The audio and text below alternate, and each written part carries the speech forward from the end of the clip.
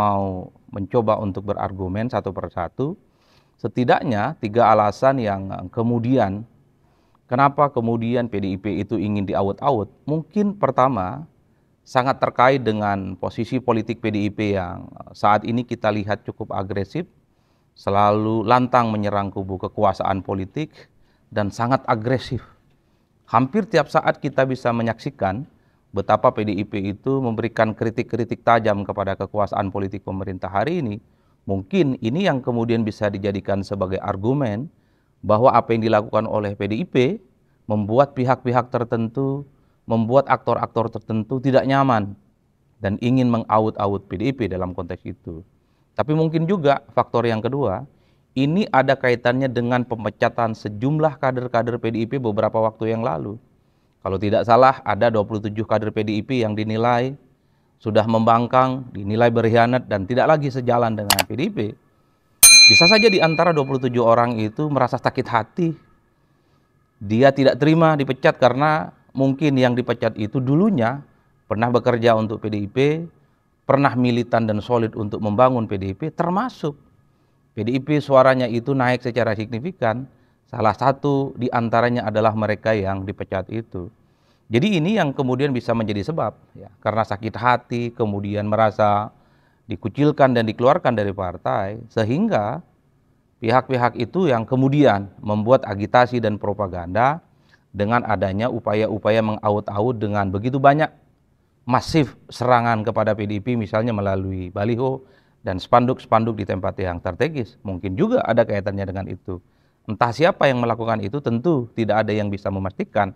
Atau jangan-jangan memang faktor yang ketiga, ada pihak internal di PDIP yang mungkin ya butuh semacam koreksi terhadap regenerasi kepemimpinan yang ada di PDIP, sehingga pihak internal yang ada di PDIP ini mencoba untuk bekerja sama dengan pihak luar, mencari celah karena tahun depan PDIP itu mau kongres, sehingga muncul narasi-narasi bahwa kepengurusan yang ada saat ini itu layak untuk dikoreksi dan evaluasi. Nah, 3 faktor itu yang paling mungkin. Kenapa isu out-out dan gerakan untuk mengacak-acak PDIP itu belakangan ini cukup santer dan kemudian cukup agresif ya, disaksikan oleh begitu banyak publik ya.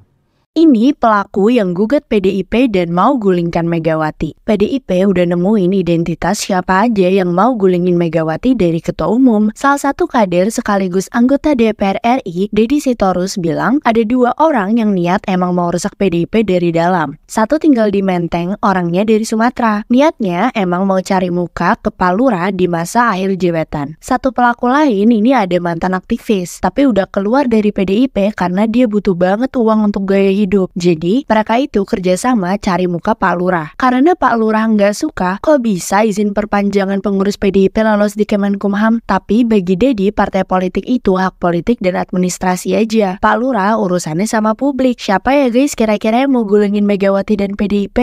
Pengamat politik Rocky Gerung menilai Joko Widodo sosok yang dimaksud Megawati.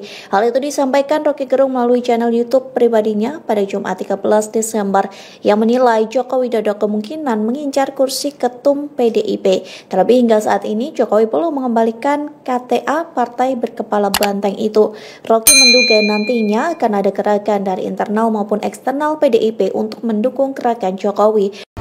Kami juga punya yang namanya tanggung jawab sejarah bahwa Jokowi dan keluarganya, dalam hal ini anak dan mantunya, masuk dalam dunia politik melalui PDI Perjuangan. Saya pribadi sudah berkali-kali di media menyampaikan bahwa ya memang dia lahir dari PDI Perjuangan, tetapi 1 tahun terakhir pengelolaan kekuasaan dilakukan bukan sama sekali tabiat PDI Perjuangan. Dan Ibu Puan sendiri sudah pernah secara langsung dalam Rakernas tahun lalu itu menyampaikan permohonan maaf karena melahirkan kader yang kemudian mengangkangi yang namanya konstitusi, dan itu menjadi salah satu butir dari pernyataan di dalam Rakernas ya.